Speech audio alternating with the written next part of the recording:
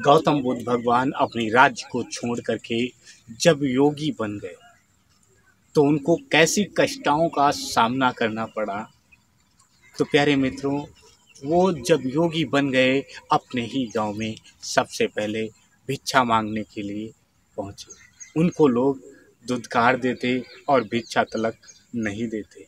सिद्धार्थ गौतम यानी हमारे बुद्ध भगवान।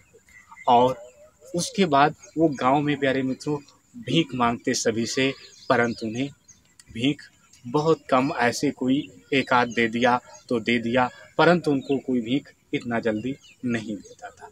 कहते थे तू तो राजा का लड़का है और तू नौजवान है, कुछ भी कर सकता है, कुछ भी काम कर सकता है, इसलिए उसको भीख नहीं देते थे। लेकिन जो योगी मठ में चला जाता है, जो योगी मठ में चला जाता है, उसका प्यारे मित्रों ध्यान एक परमात्मा के प्रति हो जाता है।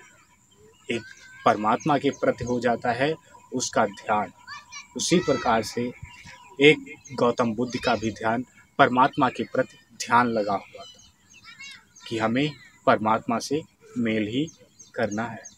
गौतम बुद्ध भगवान गांव में जाते हैं और दरवाजे पे मांगते हैं, अय माता मुझे भिक्षा दो, आज मैं 4 दिन से भूखा हूँ। परंतु औरतें देख करके उन दरवाजे बंद कर लेती और आदमी भी उनको देख करके दरवाजे बंद कर लेती, क्योंकि जब कोई जवान इंसान भिक्षा मांगता है तो अक्सरतर लोग ताने मारते हैं और अक्सरतर लोग कहते हैं, और वही होता है जिन पे लोग ताने मारते हैं उन्हीं का नाम दुनिया में होता है। उसी प्रकार से प्यारे मित्रों सिद्धार्थ गौतम यानी गौतम बुद्ध भगवान हमारे थे। तो प्यारे मित्रों गौतम बुद्ध भगवान दर दर जा कर के दरवाजे दरवाजे जा कर के वो अपने झोली में भिक्षा मांगते और अपनी पत्नी और बच्चे होने के बावजूद, माता पिता होने के बावजूद सिद्धार्थ गौतम अकेले रहते और अकेले ही खाना बनाते, अकेले ही खाना बनाते और अकेले ही खाते। सिद्धार्थ गौतम धीरे धीरे कर करके आप काफ़ी दूर तलक वो खाना और भिक्षा मांगने के लिए जाने लग गए। भिक्षा मांगने के लिए काफ़ी दूर दूर तलक जाने लग गए। उनका प्रसार भी काफ़ी ज़्यादा होने लग गया। अब गौतम बुद्ध भगवान सभी को अच्छाई की बात बताते और अच्छे से गौतम बुद्ध भगवान समझाते थे, अच्छे से समझाते थे और अच्छी बात सबको बताते थे। संत वो थे, जोगी मठ में वो प्यारे मित्रों हो चुके थे। अब वो धीरे धीरे कर करके उनके फॉलोअर्स, उनके लोग बात मानने वाले काफ़ी ज़्यादा होने लग गए। तो उन्होंने कहा जितने भी हमारे पास लोग रहेंगे वो सभी लोगों की एक पहचान रखी जाएगी अलग। जितने भी पहचान धर्म लोग जो चलाते हैं, धर्म जो लोग चलाते हैं वो लोग अपनी पहचान को खुद बना के जाते हैं। उसी प्रकार से हमारे थे गौतम बुद्ध भगवान जिन्होंने बौद्ध धर्म बनाया।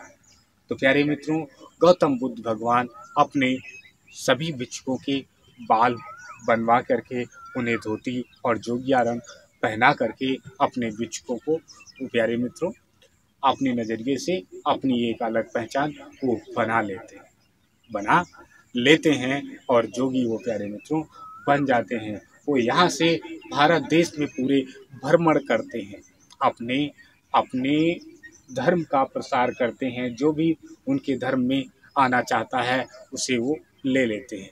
इसी प्रकार वो भारत में भ्रमण कर ही रहे थे, तभी एक राक्षस, उंगलीमल राक्षस जो था, उस समय में राक्षस कहा जाए या इंसान भी कोई राक्षस के समान होते हैं, उसी प्रकार से वो उंगलीमल इंसान एक राक्षस के समान गौतम बुद्ध भगवान के सामने आ जाता है। अब एक इंसान का व्यवहार कैसा होता है, अच्छे इंसान का, और कैसा बात चिलन होता है, कैसा स्वभाव होता है, तो गौतम बुद्ध भगवान इस चीज़ को जानते थे कि जिंदगी में सत्य है मृत्यु, जिंदगी में सत्य है मृत्यु, गौतम बुद्ध भगवान उंगली मल के सामने जाते हैं। उंगली मल कहता है कि अय गौतम बुद्ध, तू रुक जा, कौन है तू, कौन है? गौतम बुद्ध से कहता है उंगली मल। तो गौतम बुद्ध भगवान कहते हैं, मैं सिद्धार्थ गौतम हूँ। तो वो कहता है, तो मुझे नहीं जानता है, मैं राक्षस उंगली मल हूँ और मैं लोगों की उंगलियां काट करके, उनका खून पी करके उनकी माला पहनता हूँ। तो बोले कोई बात नहीं है, बोले कोई बात नहीं है। तो बोले तुझे डर नहीं लगता है क्या? तो गौतम बुद्ध भगवान बोले डर, क्योंकि डर तो मुझे लगता नहीं है, क्योंकि जिंदगी का सत्य जो है वो है मृत्यु। हर इंसान को एक दिन मरना है, हर इंसान को एक दिन मरना है। तो उंगली मल विचार करने लग गया, कहने लग गया, क्या मैं भी मर जाऊंगा एक दिन? बोले हाँ, तू भी मर जाएगा एक दिन, मैं भी मर जाऊंगा। चाहे तुम मुझे मार दो, चाहे खुद मर जाओ, चाहे वो, ये जिंदगी हर इंसान की खत्म होनी ही है, हर इंसान की जिंदगी खत्म होनी ही है। यानी मृत्यु, जिसका जन्म हुआ है उसका मृत्यु होना अनिवार्य है। उंगली मल ने इतनी बात सुनी, वो गौतम बुद्ध भगवान के पैरों में गिर गया। बोला, अय तथागत गौतम बुद्ध, मुझसे गलती हुई जो हम आप पे उंगली उठाए, मुझसे गलती हुई जो हम आप पे उंगली उठाए, और अब हम आपके शरण में आएंगे और आपके गुण गाएंगे। उंगली मल उनके शरण में आ जाता है और उनके गुण गाने लग जाता है। प्रभु इसके, गौतम बुद्ध भगवान के, आप अच्छा गुणगान गा रहे हैं नहीं गा रहे हैं? नारेंद्र कहानीकार को कमेंट करके बताएंगे। चलिए कोई बात नहीं, हम आपको फिर से मिलते हैं अपनी नेक्स्ट कहानी के साथ में। तब तक के लिए आप अपना रखेंगे ध्यान और अपने बच्चों का अच्छे से रखेंगे ध्यान, और हम आपको फिर से मिलेंगे एक नई कहानी के साथ में। वो कहानी क्या होगी? गौतम बुद्ध और विदेशों तलक की भ्रमण करने की कहानी। तो चलिए कोई बात नहीं है, आपको नेक्स्ट कहानी सुनना है तो कुछ भी नहीं करना है, हमारे चैनल को सिर्फ सब्सक्राइब कर लेना है और बेल आइकन घंटी को ऑन कर लेना है, ताकि सुनते रहना है नारेंद्र कहानी की कार की कहानियाँ और जानकारियाँ और मोटिवेशनल भरी बातें, और सीखने को कुछ नया जो अलग आपको सिखाएगा, वो नारेंद्र कहानीकार अपनी वीडियोस में आपको सिखाएगा। तो चलिए कोई बात नहीं है, तब तक के लिए आप भी अपने परिवार का और अपने बच्चों का रखेंगे ध्यान, और बुद्ध भगवान के धर्म में आप भी आना चाहेंगे तो आ जाइए। बौद्ध धर्म सबसे अच्छा धर्म है और सभी को समानता का अधिकार देता है।